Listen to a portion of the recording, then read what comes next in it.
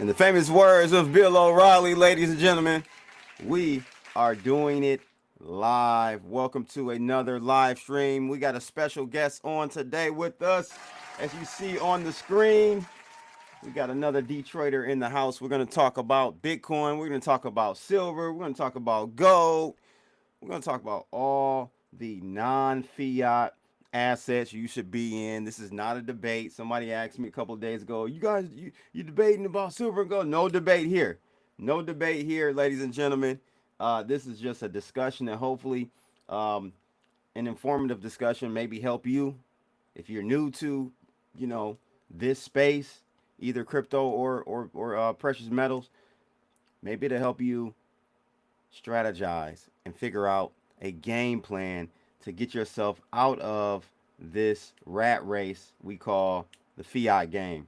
And it is a rat race. We got Hyben in the building. Shout out to Hyben right now, my guy. Thanks for tuning in, my friend. So let's go ahead without further ado. I want to bring up my guy, Rethinking the Dollar, Mike from Rethinking the Dollar. Go follow him on X right now at Rethinking without the G Dollar. Rethinking Dollar. Mike, what's going on, brother? How are you today? I'm doing good, my friend. I like your music, man. You got me over here bobbing my head, man.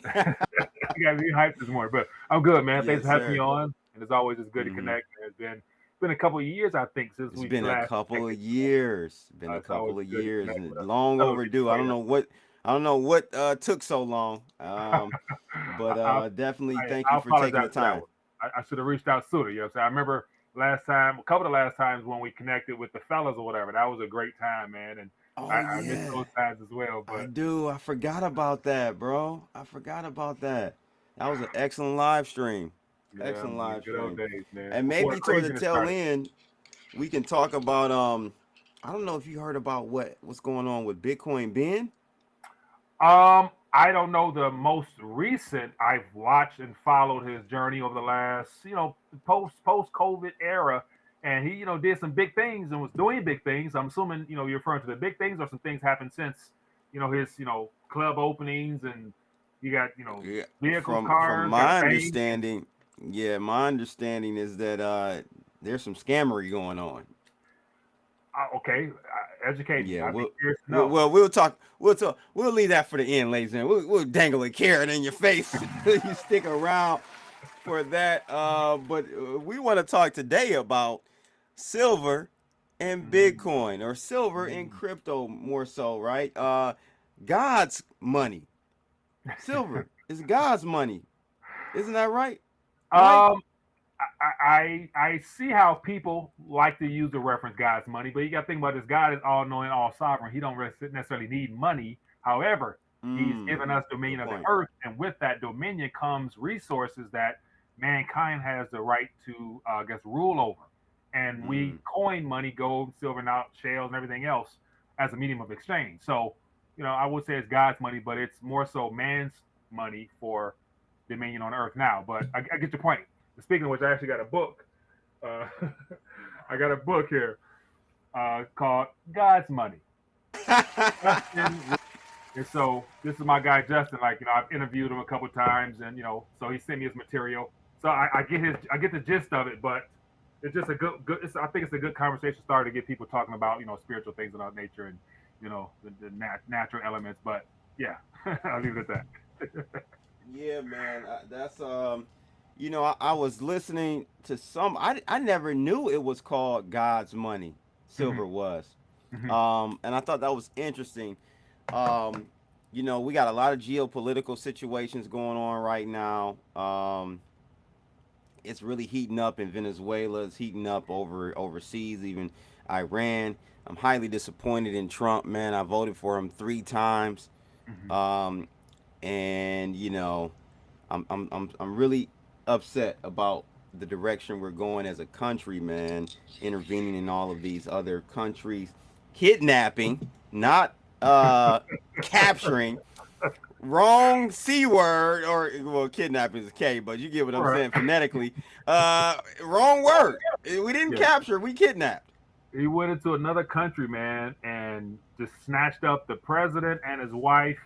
And of course, there's different narrative surrounding it. I saw one side where they say that he, for the most part, renegotiated some things for himself for an exit, to where this whole little charade of a public spectacle of the potential prosecution, stuff like that, might be just cover for some type of him escaping with minimum penalty, long as he gave up his country, minus any official gunfiring. But then the other side is he actually went in with some operatives, and they actually snatched him up out of him. They're going to make a public spectacle of him for the sake of using him as a front man for the other countries that they will also be going into. So it'll be like, look what we did to him, Greenland coming for you. So, and that's the thing, like, years ago, this would have been considered conspiracy talk. Oh, the president, he's not going to go snatch another country, snatch another president up out of there, and talk about, I guess, capturing or conquering or overcoming or overtaking other nations. But, I mention this all the time. These are things that I consider to be in line with the whole narrative that we've been experiencing for decades now. It's the desire for a new world alliance, new world order type of thing. And how can you impose yourself on other countries without there being some type of global ramifications? And that's why I think the whole Russia situation, such as today, 500% tariffs, man, like on oil, like what are you doing? Like, so literally he's poking the bear, and the bear is going to bite eventually. Putin has been very patient over the last several years of him being very patient. Patient. His country's been screwed over several times, and at some point, man, like I don't know what that point will be, but God forbid it turns into some nuclear stuff. But you can't keep doing this type of stuff, man. Like, you can't impose yourself on the world at the same time the world's already made a decision. They don't want U.S. liabilities as much.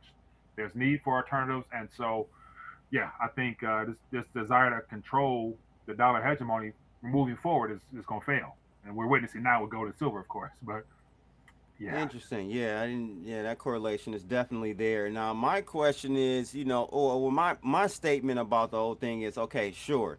As civilians, Mike, we of course are not privy to all the information. right, Not even a fraction of all the information that Trump and his team, his cabinet, uses to act upon. Right. right. But I'm just thinking, like, what could be that critical to the security of the United States for that it would prompt you to actually go and kidnap another president. It must be something like hella serious, bro. So, man, Like, is China and Russia clicking up? Are they like really about to do this thing as far as go against the West? right. That's the only scenario I can see where I would go as far as to kidnap a president of a sovereign nation in our hemisphere. So is Trump trying to lock down our hemisphere? We run it from the rooter to the tutor, from Greenland, Canada, on down to South America. It's Trump's world. I think that's how, as of now, it's scripted to play out. But I think this whole Venezuela